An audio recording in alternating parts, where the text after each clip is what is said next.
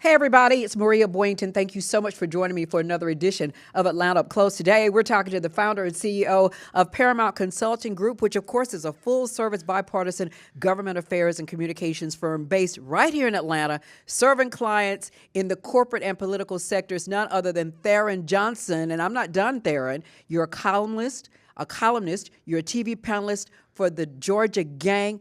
Tharon Johnson, how you doing? Man, you just reminded me that I got a lot of hats that I wear every day, but the most important moment right now for me is to be here with you. And congratulations on all of your success that you did in covering our local elections and our statewide elections most recently. Well, I try not to offend anybody. No, you were fair. I mean, you were fair. You asked questions that all of us wanted answers to. And I thought that you did it in a way that voters were able to actually, in a very unique but quick way, go and learn more about these candidates. And so I enjoyed learning so much from your episodes. Well, that's what we're supposed to do. If not, why we're here, right? Everyone, he's Tharon Johnson. And thank you so much for coming back. Georgia state lawmakers came to town, Tharon. They were right here in Atlanta, in and out for a special session. The governor, of course, Governor Kemp, had called for new congressional and legislative districts. However, Republican legislative leaders refused to take up redistricting, opting to delay the map changes. Now, talk about it. I mean, I talked to Nikki Merritt, who, of course, is head of the Georgia Legislative Black Caucus. I talked to Jasmine Clark, a state lawmaker. We talked about the activism against redrawing of the maps. Do you think that's had something to do with why the Republicans didn't go ahead and do it? I'm a registered state lobbyist, and I was there in April on Sunny Die when we actually ended the legislative session. A lot of legislators were saying, hey, we're probably going to be brought back for a special session to deal with the QR code issue around voting and also to look at going further with property tax relief. But then came the decision out of the Supreme Court and the U.S. federal court to say that they were going to continue to completely destroy Section 2 of the Voting Rights Act. Governor Kemp then said that he was going to bring back legislators on June 17th, the day after the primary runoffs, to deal with redistricting. But in the efforts of so many activists, so many groups here locally in Georgia, elected officials, they all did what they needed to do to raise awareness, and they also made sure that they were raising money to have a legal team in play to go up against the governor and the Republicans on this fight. All that activism, all of that organizing showed that it paid off. Now, I want to be fair here, Maria. That was a victory for Democrats and all of the organizations that believe that what we saw in South Carolina, Virginia, and Florida, where we saw some of those states have to pull back their redistricting, that black votes matters, that we should not be redistricting at a time right now. We should keep the maps and keep the districts that we have. But also Republicans had decided a little bit before June 17th that they were reading the polling, they were talking to all the people out and about in the community, and that they did sense that if you were to do redistricting, that would mobilize Democrats in November. And so what Speaker John Burns said was, we're just not going to take it up this special session, but it could come back later in the year. So big win for Democrats and activists and all the different organizations here locally and in the region. But I want that same momentum, I want that same amount of enthusiasm to remain, because we could be right back into the Gold Dome for a special session in November and possibly in January. And how likely are we to be so? I mean, you have those on high who have said, we want this to change. We want the maps redrawn. So it's obvious that we will be there, right? You listen to what the Republican leader said. They believe that the federal law guidelines are saying that you should be able to draw these districts. We know that Democrats and Republicans have redrawn lines for political gerrymandering purposes. So they wanted to focus on this legislative session to try to bring some property tax relief to Georgia voters. They failed on that.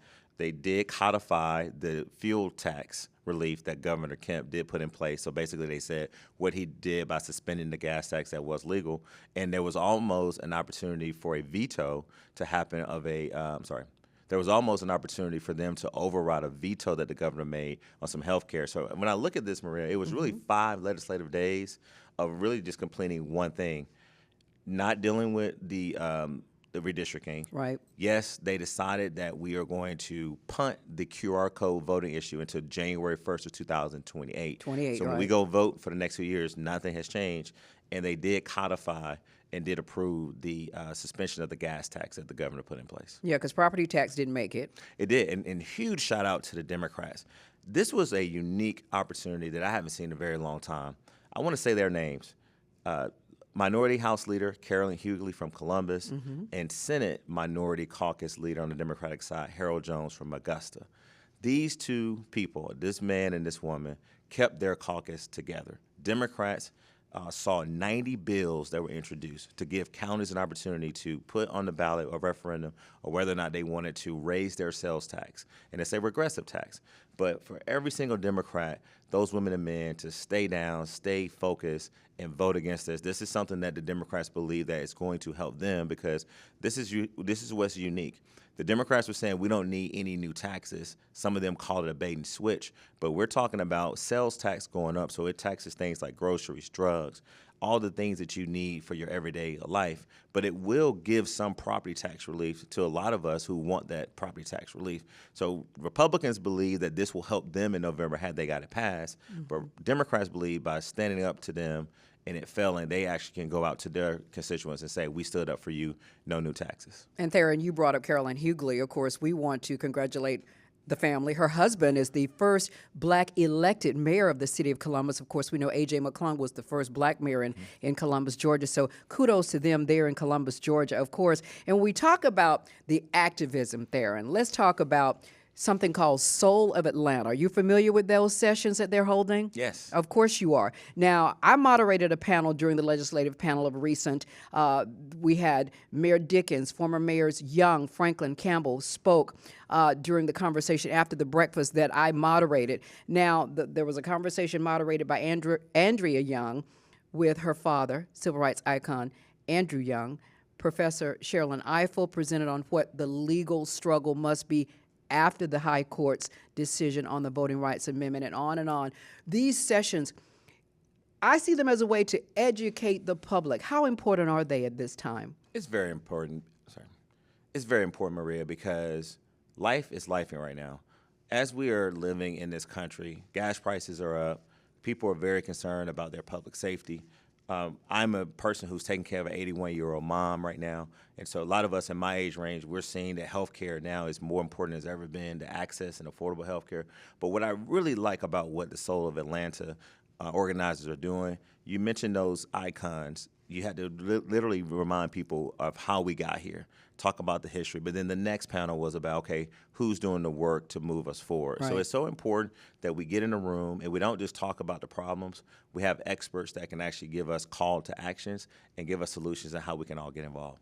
Okay, everyone. So what we're going to do is we're going to set you up, y'all. We're going to take a quick break. So what got done in the special session? Georgia's lawmakers, well, they won't be redrawing any districts lines for now. Of course, Tharon's been telling us that a special session that was called by Governor Kemp came. It went at the state capitol in Atlanta 5 days, right? Yeah, 5 legislative days. 5 legislative days with no movement on redistricting, despite the recent push to do it coming from on high. And the House and Senate did pass a measure to continue using the touchscreen voting system until a new vote counting method is approved by 2028. The QR ballot deadline delayed. Lawmakers passed is called Senate Bill 3EX. That's interesting. That was very interesting. Very interesting. Delaying the QR code ballot ban until January 1, 2028 again. This allows the state to continue using its current touchscreen voting machines. And of course, as Tharon said, nothing changes. So the way we've been voting is the way we're going to be voting. Tax relief failed.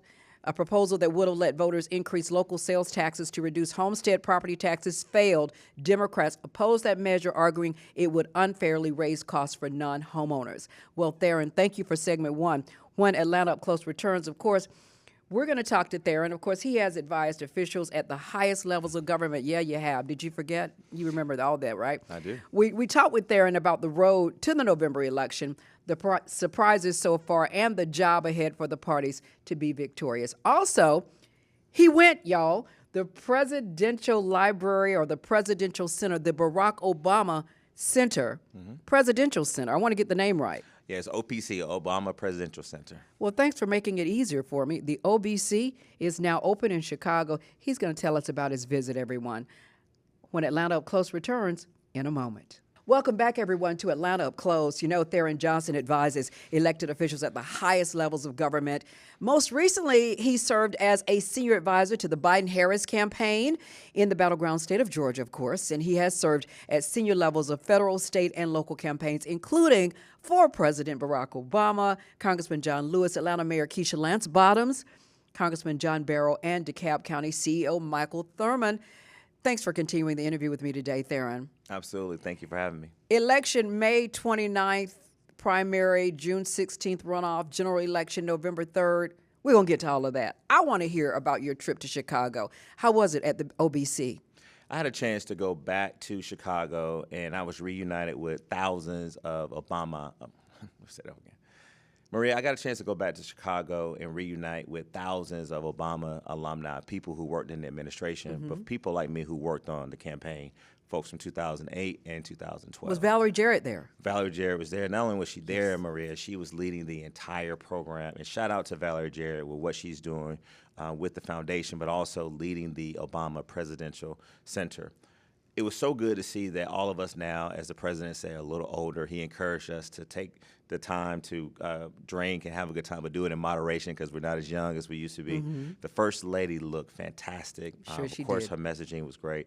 So then we left that Wednesday night after the alumni. We all kind of partied, reunited, talked about our families and what we're doing. Then we went to the Obama Presidential Center, which was in the smack dab middle of the south side of Chicago. I mean, you're talking about where Obama used to walk, where he would go get his hair cut, where they would actually go to the grocery store, where they would talk to their friends. I mean, they were very intentional about this being in Chicago. Then, of course, you saw it on television. I mean, the cast of entertainers and actors. Yeah. But Michelle Obama stole the show when she looked at Barack Obama and told He him, wouldn't let it. yeah, He wouldn't look me. at her. Well, and that's what's so interesting about, she's also coming after, we had a disgusting comment that was made about her by a person who was at the Trump White House, and where Trump refused to actually push back on this comment, questioning whether or not she's a woman. But that black woman, that black wife, basically got up there and talked about her man. Yeah. And she did it in a way because she said, Barack, you don't do enough of it. You don't like to talk about yourself and your accomplishments. So I thought her speech was so great. And then, of course, Barack Obama just talked about what we are doing as a country, but also what we're not doing. And he reminded us of, I would call the Obama golden years. We had 8 years of job growth, 8 years of us working with our real allies. And so I think the center is going to be great. I encourage everyone to go, and it's going to be spectacular. A lot of people say that was a time of decency for the United States during the Obama time and any other presidency, as a matter of fact. What is it going to take, you feel, for the country to feel that way again? We're going to have more of those moments, but we're also going to have to be very honest with ourselves and expand our comfort zones. What do I mean by being honest with ourselves? There's no way we can sit back and think that this is normal. What President Trump has done to this country, he's desensitized us to think that these type of things that he do, his behavior, is just a way of life. It's just politics. And so we got to have more people out here saying that there is decency, there is civility that needs to be back in the conversations that we have. And let's hold Democrats and Republicans accountable, and let's get things done in Washington, because we talk a lot about the state and local levels, but right now it's very difficult for those men and women to work together, and that has a trickle-down negative effect on our states. At the OPC, where were y'all exactly? I mean, were y'all in the forum part of it all, in the auditorium? Well, my wife actually got a chance to go up there, and now that it's over, I can talk about it. And I hope Valerie Jarrett don't say this, but it was very tight security. You had 4 former presidents present, and you had the first ladies. You also had Kamala Harris, former vice president, presidential consent. So it was very tough to get there. But she got a chance to go up in the area where you saw the celebrities, the Kelly Rowlands, the Lalas. She got a chance to take a picture with Cat Williams. That's one of her favorite comedians. I was more in the back with the people, Maria, on the lawn, kind of watching it with a big screen. So it was just the fact that I was able to just be in the city and to be around the folks as we witnessed that historic moment was just enough for me. Oh, wow. I'm looking forward to seeing your pictures when you're available to release them, when you're allowed to release them, I guess, everyone. So he's Tharon Johnson, everybody, political strategist, here to talk about it. And you mentioned it all about this country and the president and things of that nature. And we talk about the elections here in Georgia, of course, November 3rd, the general election. Right now, we're just coming off the primary runoff. The primary, of course, was May 19th, and you had the runoff on June 16th. Were there any surprises for you? I mean, let's talk about, May 19th, the election there. I mean, Keisha Lance Bottoms winning 158 out of 159 counties. How big of a surprise was it to you? That was the biggest surprise of the night. And it wasn't a surprise to her or her camp. I mean, if you talk to them now, they always felt like she had a trajectory to win. Many people, including myself, thought it could possibly go to a runoff with her being the first place finisher. One thing that was consistent, she led in all the polls that I saw that were public polls, internal polls. Michael Thurman and Jason Estevez definitely had a good showing, but it just wasn't enough. So just complete kudos to Keisha Lance Bottoms for running a very well campaign that focused in on every single county. She showed that she could actually get votes from all over the state, and that's important as she goes into this general election. Did Michael Thurman make a mistake, you think, by waiting to announce? I think that Michael Thurman got in the race when he felt like it was time for him to get in the race. Had he gotten in a little earlier, yes, more voters could have learned a lot about him. I also think that ageism is real. His age was a concern for some voters, but even though I saw how hard he worked and he went across the state, I think those were the two things that are interesting. It's interesting also, Maria, he was the only person on the Democratic side that was talking about reducing the state sales tax. Yeah. And what did we just go through a legislative session talking about? Exactly. Reducing local and state sales tax to try to get more money in relief to property tax people. So I think he'll be fine, and I think you'll see him in some kind of way be involved in helping this ticket between Ossoff and Bottoms and everyone else on the statewide ticket. All righty, everyone. He's Tharon Johnson, and you talk about Ossoff and Bottoms. You think that's a good thing for them to combine their networks together Absolutely. to win? Yeah, think about it. They both need each other. Ossoff has a lot of money. He's got a lot of name recognition. He's been in office now for almost 6 years. He has a good constituent services platform. He's got to be on the attack. You already saw that with Mike Collins. So he's going to bring the money, and he's going to bring a lot of ability to appeal to the moderate, independent base of the party. Keisha Lance Bottoms helps him with black women. She helps him with younger people. She's going to drive turnout, and folks, she proved that she can actually get that done with getting the vote results that she got as well. She also brings a national profile, a different amount of swag to the race. And so having a Jewish man and a black woman at the top of the ticket, I think that is where Georgia is heading as far as our diversity. You'll see them actually try their best to be together, because I think that unity is something that we needed to take advantage of. They're going to be in Savannah together at another rally. They were just in Atlanta, so I think they'll keep it going. And I want to make sure I understand this. We have one of the most diverse tickets we've ever had on the Democratic side. So while we talk a lot about Ossoff and Keisha Lance Bottoms, we have a really, really talented group of women and men on the ticket. Yeah, you got a Secretary of State, you got the Commissioner of Labor, so forth and so on. So we talk about the election coming up on November 3rd. Of course, that's the general election. There's going to be a lot out there. There are a lot of people. We're doing our job the best we know how to get out the information and educate the public. But what is it going to take? How are you going to be able to get the voters to show up? So you're going to see, I'm sorry. So Ossoff and Keisha Lance Bottoms and the entire ticket will have what I call a base plus strategy. You'll see a lot of them focusing their efforts on the base. We got to get that 48% of Democrats that we know are going to come out, right? But we got to raise that number. You'll also see voter registration actually happen. We have a lot of people register to vote, but not all of them turn out to vote.